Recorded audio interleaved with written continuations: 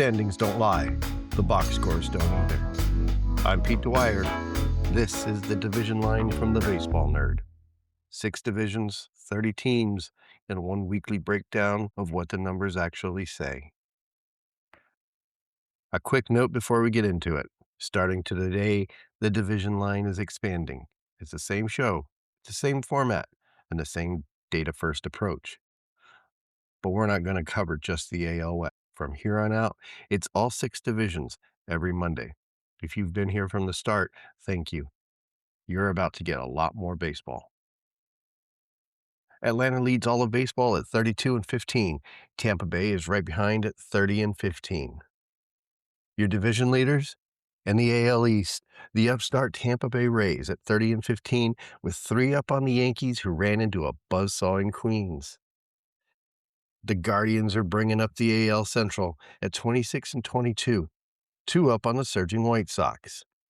In the AL West, the Athletics at 23-22 are 1 up on Texas. To be 1 game over 500 and leading the division should tell you something about that division. The Angels are on a 6-game slide. The Athletics, leading the division, are on a 2-game slide.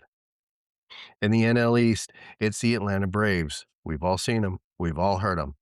They're at 32-15, and that race isn't particularly close.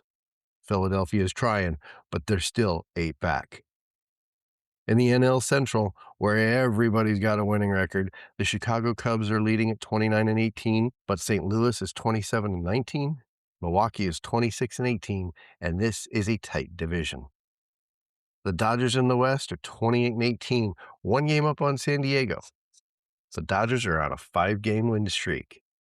When we start looking at the wild card picture, which is way too soon to be talking about, in the AL, the Yankees, the White Sox, and the Rangers are in. The Mariners are a game behind. In the National League, the Brewers, the Cardinals, and the Padres are in.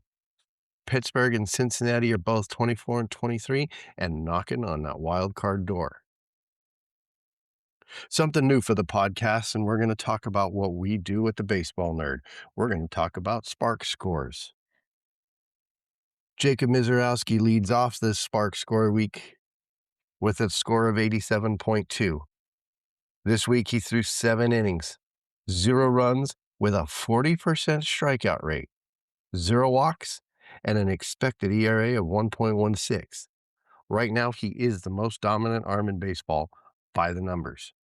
Cam Schlittler is going to have something to say about it very soon. On May 14th, we all watched A.J. Ewing debut for the Mets. His Spark Score is 86.3. This week, he's had 20 plate appearances, a weighted runs created plus score of 171. He's 71% better than everybody else in baseball's average. He's got an expected WOBA of 408, and he's got a 54.5% hard hit rate. Every number he's got is elite. In his May 14th debut, he reached base safely in 6 of his first 10 Major League plate appearances. He's the first Met to record a triple and a home run for his first 2 career hits. And he's just the 7th Major Leaguer to do it in the past 20 years. Bringing up the top 3 in the Spark Score is James Wood from the Washington Nationals. His score is sitting at 84.7. He had 22 plate appearances also this week. His expected weighted on-base average is 469.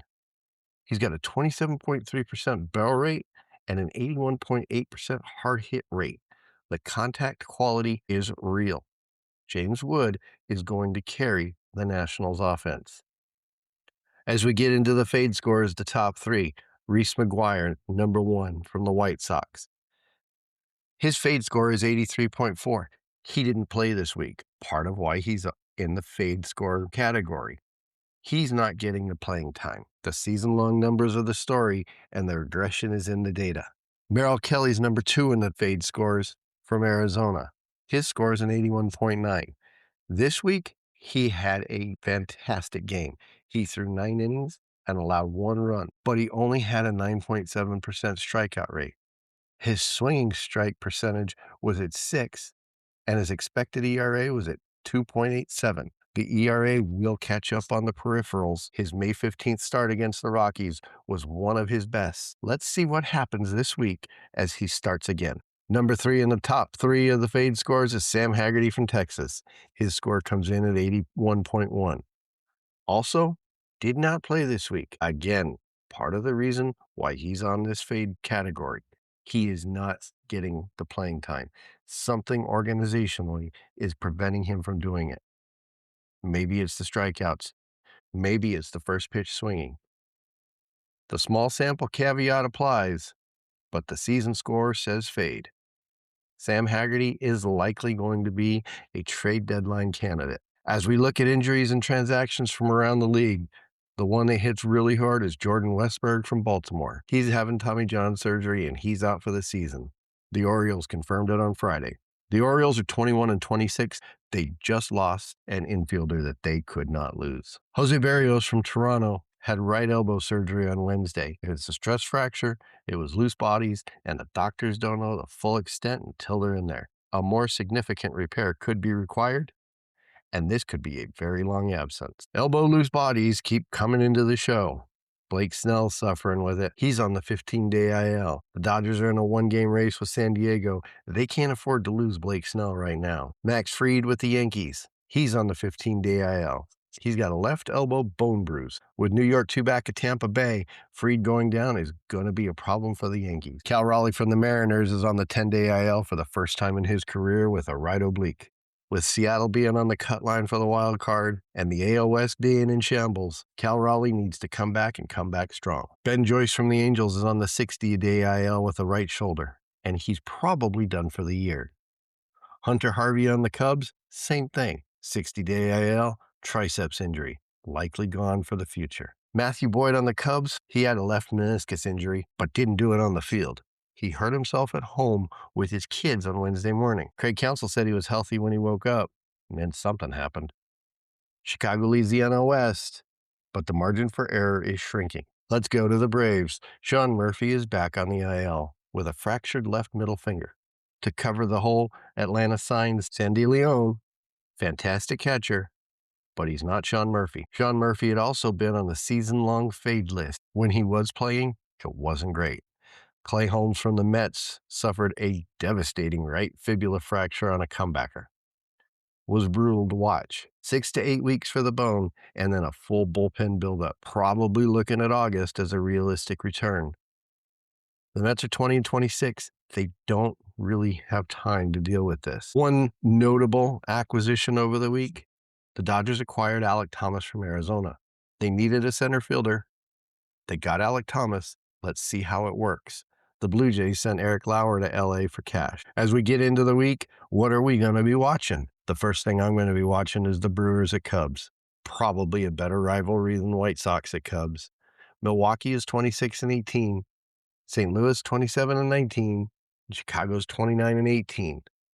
3 teams, 2 games apart. The NL Central is going to be a watch fest this week. The Dodgers at San Diego are coming up this week with 1 game separating first and second in the NL West.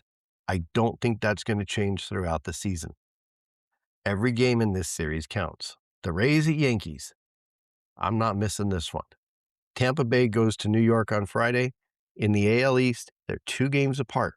The Rays are on a hot streak, and I don't see it ending anytime soon. Watch this one. That's the line. New episodes drop every Monday morning. Please like, follow, and share. Subscribe to the Baseball Nerd on Substack. For recap standings and box scores, they're always live at thebaseballnerd.com. See you next Monday.